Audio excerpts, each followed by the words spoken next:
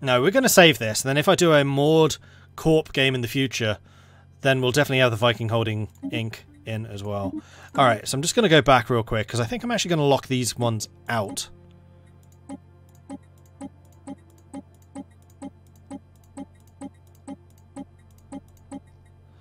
In fact, we'll just be a bit selective about which ones we want to see.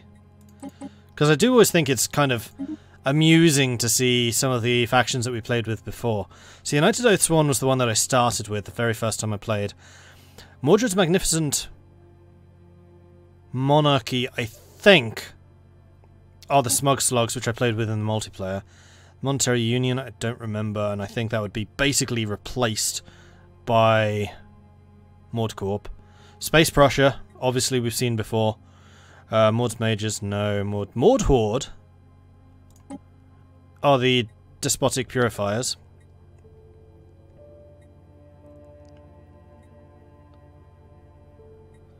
And then the Tech-a-Lot Initiative, I think, were the techie dudes. Bandit Kingdom, the Vikings.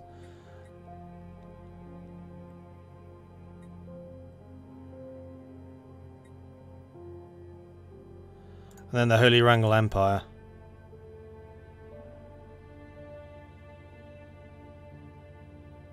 Disable DLCs. I wonder if they removed something.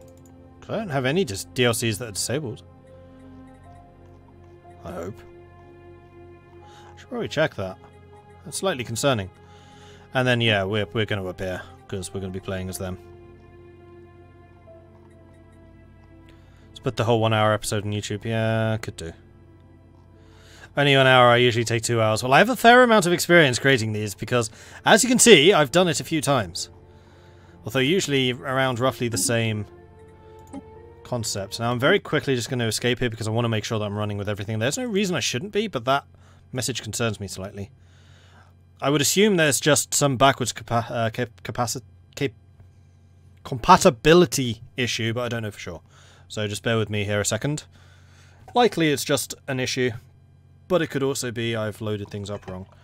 So DLCs, I am playing with everything. And I own all of them, so should be working. I think they changed ethnic civics that are not compatible anymore. Okay, that could be. Are there possible corporate fallen empires? I don't think so. I think the fallen empires are unchanged.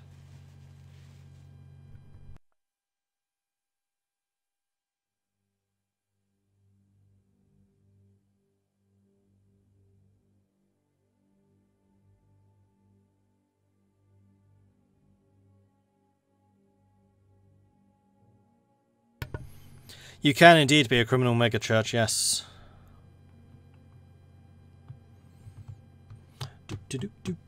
This was a lot quicker loading than last time. Crikey, that took a while previously. Alright, new game. We are going to be playing as the Viking Holdings Inc. That's such a good name. Good choice indeed. Thrifty, nomadic and fleeting, so we get that immigration juiciness. What are my civics again? Criminal heritage, which means we're criminals, and then franchising. I just want to have another quick look at those options. Sorry. Brand loyalty, free traders, mega conglomerate. I just wanted to see where the if there was another immigration one. Not that's possible. Oh, the immigration must have been. Whoa. Oh, Battle.net just finally woke up. Nope, it's died again. I got Overwatch for like £13. I'm like, I want to install this damn thing, but I've had serious issues with Battle.net. Alright, so we're going to do this. This is fine. I'm just going to go done. No, back. Just load that. Select. Right, galaxy size.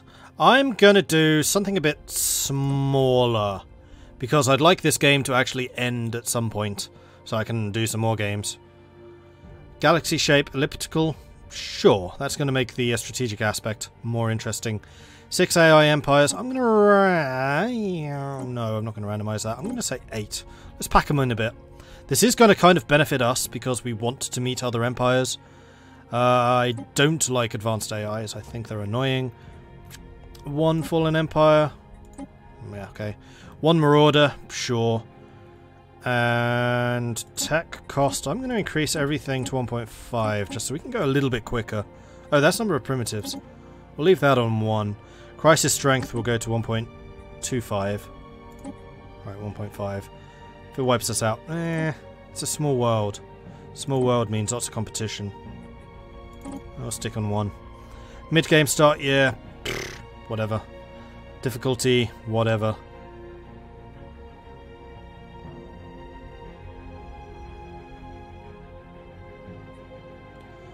I think this looks decent.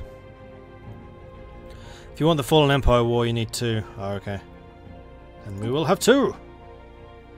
Solid, we'll have 2 Marauders as well.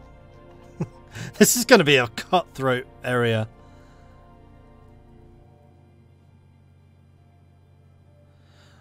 Wait, the higher the tech, the faster it goes? Yeah. Because you get... Oh, it's cost. No, you're right. It's the other way. I should have done it to 0.5. That seems really low. Wow, people must like playing really long games. Flipping hell. I would have expected it to be like boosting, not increasing. Alright, I guess we'll play everything on just normal speed. It's just small. 8 empires, 2 fallen empires, 2 marauders, packed into a small galaxy. Let's do this.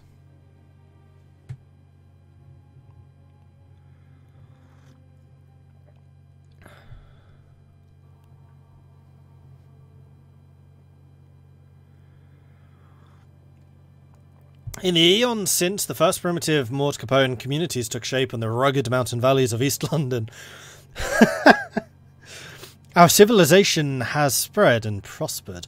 Our first governments were weak and ineffective. Crime flourished, and over time, real power came to rest with a number of powerful crime syndicates. The largest of these developed into a business empire of unparalleled might, and all rivaling syndicates were gradually dealt with, one by one.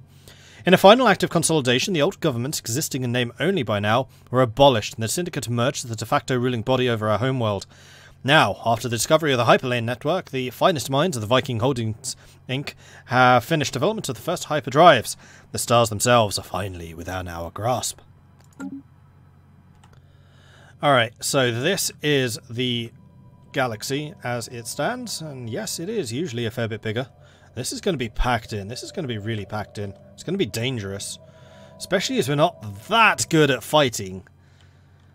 We're just going to need to make very, very good with people while completely undermining them. This is going to be an interesting game.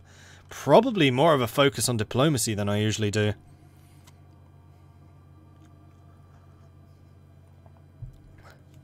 Okay, so first up, we need to send out the science ship to actually science some stuff and find out what's there. Thankfully our own... Ooh, new buttons. Interesting. Explore that, because I suspect this is a dead end, and if it is... In fact, it is, because our sensors can reach further. We want to spread this way. Let's go this way. Get those done first of all. We have a couple of warships which have combined strength of 0. Okay, that's kind of pathetic. And then construction ship which can build some stuff. So, right. There's a lot of new stuff going on. Lots of new buttons. Crikey. Energy credits are still the same. That is basically money and also energy. Minerals are the same, though I think they've changed the icon slightly. And is your like production aspects and what you can actually produce. We've got food, which is what you eat. Om nom nom nom. You've got consumer goods. Now this is one of the new ones. Consumer goods are consumed by your population depending on the population strata, I believe, and we'll look at the policies in a minute, see if that actually matters. I suspect it will.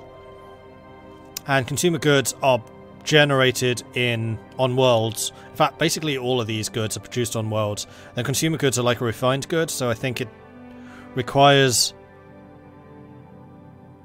like either food or minerals. I think it's food to generate consumer goods. Then we have alloys, which are like advanced minerals. Advanced resources, military application, which we will need to construct ships and star bases. We can gain more by building alloy foundries and buying them on the market. Influence is influence. Unity is unity. Science! Just shows all 3 sciences as one number. Okay.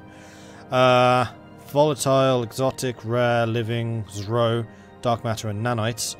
That seems to be less strategic resources, not more. Interesting. Empire side. Okay, so every district takes 1 size point, every system takes a size point, every colony... No, every district takes 1, every system 2, and every colony 2. And we can have up to 50. Empire size is a measure of the territorial expanse of your empire in the form of controlled systems, colonies, and districts. A high empire size is a strain in your empire's administrative capacity and will increase the cost of tech, traditions, leaders, and campaigns.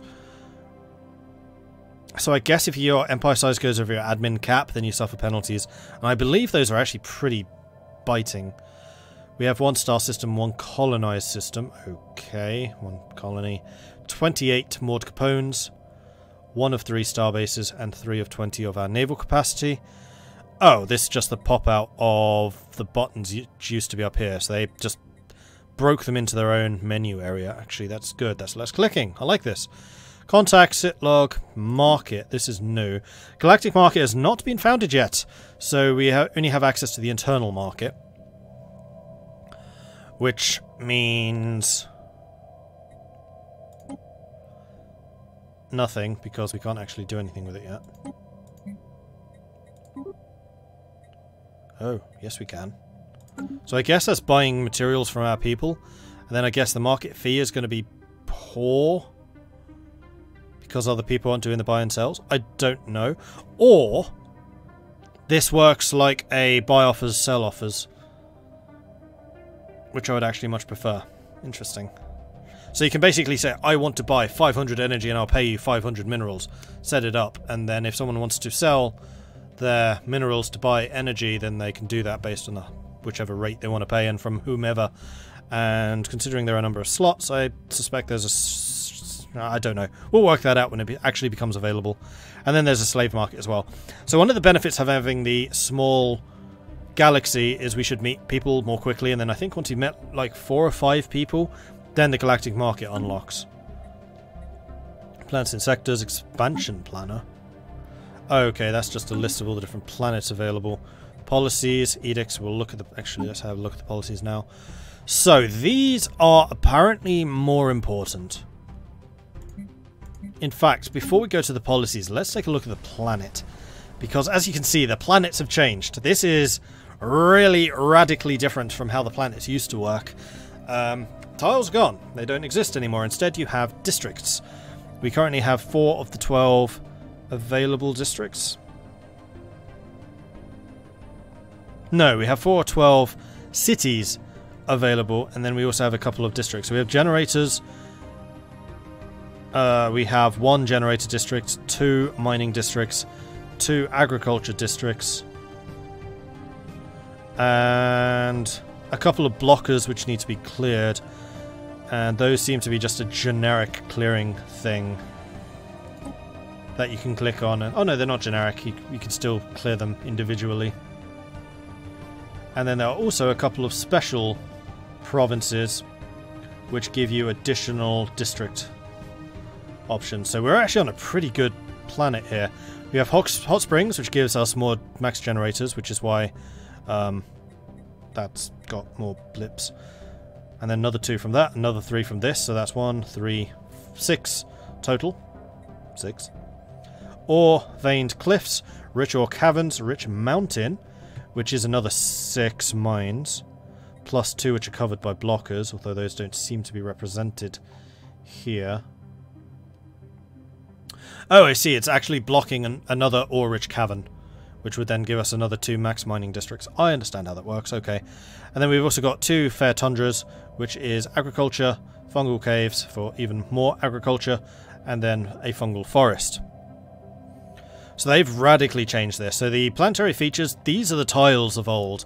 They are still there, but they have a different effect. And then you can assign population to the districts, I think, in order to actually generate production. We currently have 5 buildings with 1 additional building slot available. Once we hit a total population of 30, we're currently at 28, then another building slot becomes available, then 35, 40, 45, etc., all the way up to 75, at which point your planet has the maximum number of buildings it can actually maintain. And we were discussing yesterday, and I don't think we came to a solid outcome, but I think the general rule is that you can get to 200 population. That's the absolute maximum. I think that's with the new Ecumenopolis, which is like the city planet, which is literally a planet which is a city.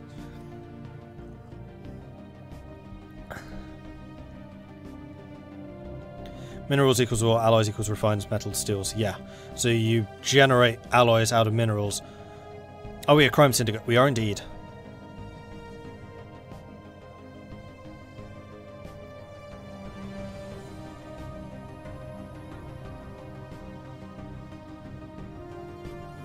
"28 things on the planet. This is starting to look like a planet just been purged." No, there's like 28 million people or 28 billion people. I don't remember the exact breakdown. It's just a pop. Districts are limited by planet size, and then again supported districts of each category. Too much of the fungal stuff, sadly. No reason why an alpine or tundra world can't have some regular forest in certain areas. That's true. Though I guess, well, they're fungal caverns. There would be the stuff that exists under the mountains.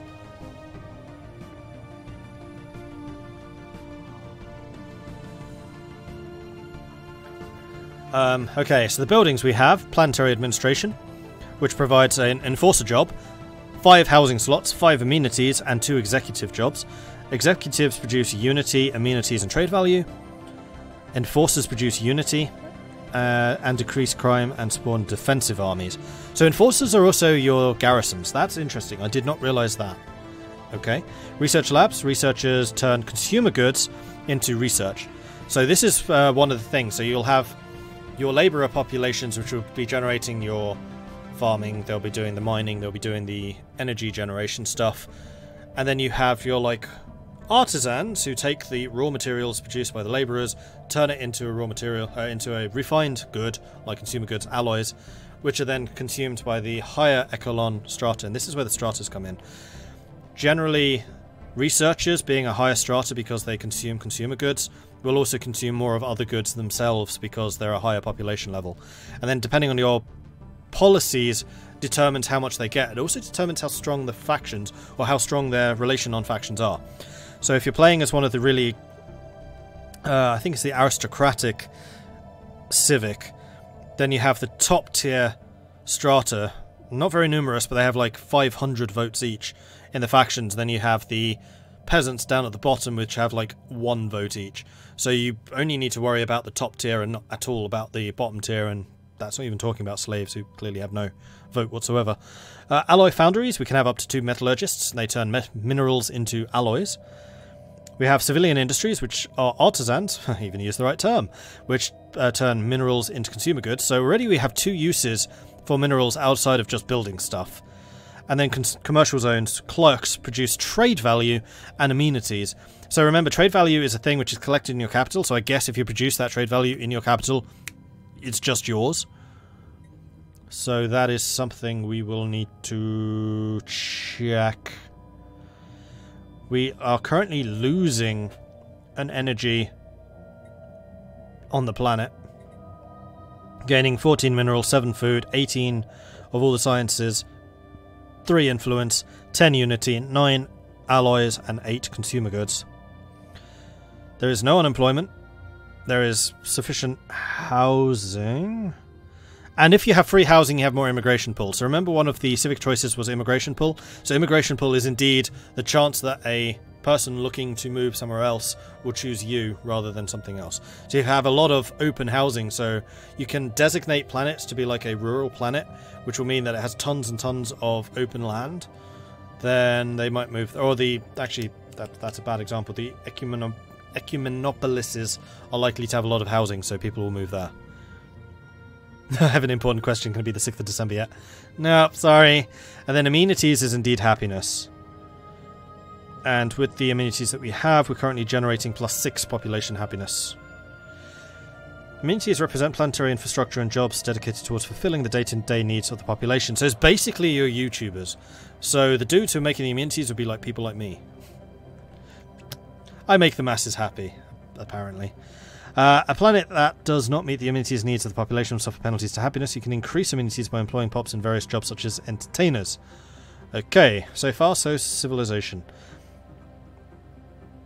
Maximum district 17 from planet size, 20 from planetary features, -3.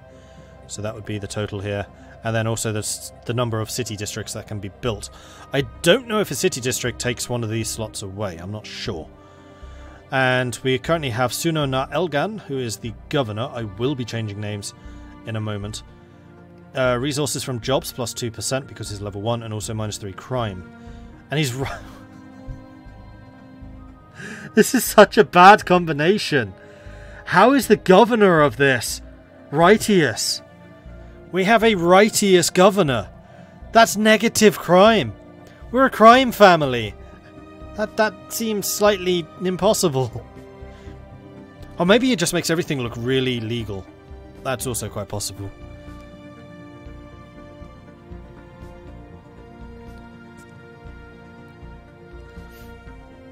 I hope there will be some incentive to change your economy from civilian to war, like reducing living standards and shutting down consumer goods factories. Almost certainly, because you're going to want to pump out the alloys to replace losses. The governor makes a great fund for the family. Well, actually, to be fair, we are the Viking Holdings Incorporated because we are a holding company. That is true. We are the front. So we have got 28 more Capones. We are growing another one, +3 growth per month. Base growth is 3. And we do not have population controls prohibited. That's one of the policies. We'll talk about that in a moment. Assembling is your buildings creating new robots. Remember, that's now automated. And there are no populations dying because we are neither purging nor suffering food shortages and stuff like that. We have got 3 strata of people. We have 2 rulers who I believe are going to be the executives. Yep. Working in the capital. Those are producing unity. Quite a lot of unity, and are consuming food and consumer goods. We have 7 specialists. Those are the artisans and the researchers. They are consuming minerals and consumer goods and then producing science, unity. No, just science. And alloys. Where's the alloys? Oh, they're down there. So the researcher jobs is the research, metallurgist doing the metallurgy, enforcers doing more unity and also bigger garrison, then the artisans producing the consumer goods. Right, and then we have the workers at the bottom who producing the food, producing the minerals, and producing the energy credits. Now, where are the jobs? That's the one I want to see. I thought that would be in this page, but apparently it's not. Okay, so you can increase or decrease the priority, which I think is the automatic designation of executives. You can actually see all the population. Ah! Here is the jobs. Okay. So currently we have no unemployment, so everyone is employed. And we can actually see where people are, and we can actually, like, decrease job priority, increase job priority, and it will shift population units around based on that. I don't know. I kind of assumed you'd be able to click and drag, but that does not seem to be the way it works. So I don't know how you'd be able to choose which races or which species are working which jobs. So if you have a species that's really good at mineral production, will they prioritize the mineral jobs? I would hope so, but I don't know for sure. And then we have the armies. So we have got the first ground shield and the second ground shield with no general, and we could recruit some more. And we have no devastation. Since devastation is below 25%, planetary pops cannot be killed by bombardment. Since devastation is below 25%, planetary armies take half damage from bombardment. Then I assume the better your planet shields, the more that minimum devastation needs to be for it to have an actual effect. Okay, so they've slightly tweaked that. Right, science. We need to do some science. So we can get more physics from researchers, or we could just have 5% more research for everything. Let's go for the 5% for everything. Society. Food from farmers, farming subsidies, naval capacity from soldier jobs. So soldiers can now also produce naval capacity. I don't think we can actually get soldiers yet, so that seems a little bit useless. So I'm going to go with the society research. In fact, you know what? I'm going to change that to physics research. I'm just going to double down on the research from everybody. Although, engineering, as always, being the most important. I would really like to get the engineering from research, but I'd also really like to get the extra minerals. No, we're going to go with the engineering. We're going to double down on that. No progress as yet because I have not unpaused.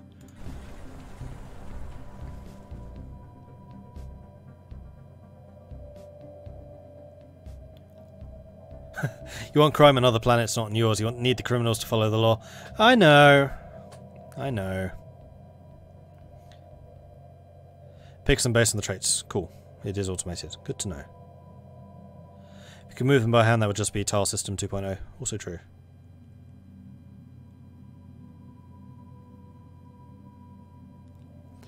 Look on the planet if I can build a fortress. Yes, so we could build some more facility. Actually, we can't because we're low on minerals, but we could eventually build alloy factories, which allows more metallurgist jobs, more civilian factories, which allows more consumer goods jobs, more clerks, more managers. That's a new one. Managers turn consumer goods into unity, trade value, and society, as opposed to the clerks, which is just trade value. So I assume that their rate of convert... No, you can just get more jobs. So the commercial zones are actually very job intensive. Hollow theatres is entertainment. Luxury residences just provides housing and amenities. Precinct houses is enforcers. Research labs is tech. Resource silos is resource and also clerks. So I might actually build resource silos for quite possibly the first time ever. And then strongholds allow you to get soldiers. Soldiers increase naval capacity and spawn defense armies. And also provide some housing. Do the precincts provide housing? No. Even though they have the word house in it. Interesting. So the strongholds are kind of self-contained. You just need to have the population there to actually work it. Here we go. Trade value is currently 43. From the population we're getting 5. From the job pops 32. We're xenophilic, so it's increased by 10%. And we're also high stability, which is 6%. Don't know where stability comes from. Probably crime? No, stability, here we go. Base 50, Empire Capital plus 5. And then also a 58% pop approval rating is another plus 5. So that seems to be a plus 1 for every 10%.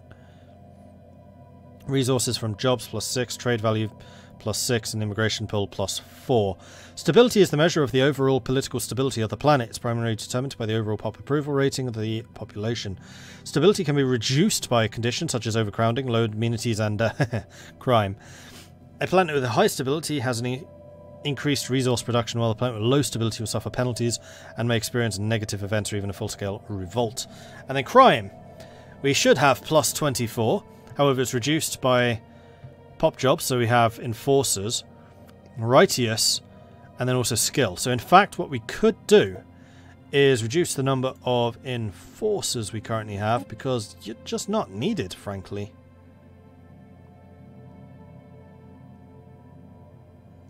Now, did that make somebody unemployed? It did.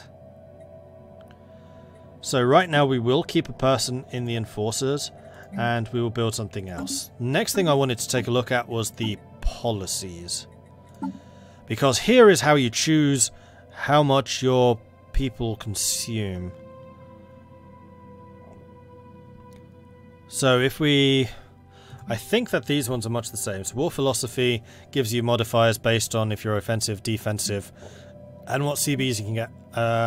Orbital bombardment chooses how much damage you do and how much effect your bombardments actually have. Resettlement allows you to move people around. We have high immigration, so we definitely want to allow that. First contact is aggressive or peaceful, whether you can attack neutrals or not. I'm going to go with... Well, yeah, you can't change that for a while, can you? And that also makes people unhappy. It's not really an important one. Initial border status is going to be closed. I do want that one closed. We're criminals. You're not going to come and spy on me. Crikey. Food policies. Okay, so this is where the food stuff comes in. We're currently on dietary balance, which is no effect. Organic pops of normal food use and growth speed. We could ration them, which would decrease the amount of food upkeep we have. It would also decrease the population growth speed and biological pop happiness. Or we could provide an excess of food, which will increase our food upkeep by 25%. It would also increase our population speed by 10% and biological population happiness by 5%. I'm tempted to do that. We actually seem to have a surplus of food right now.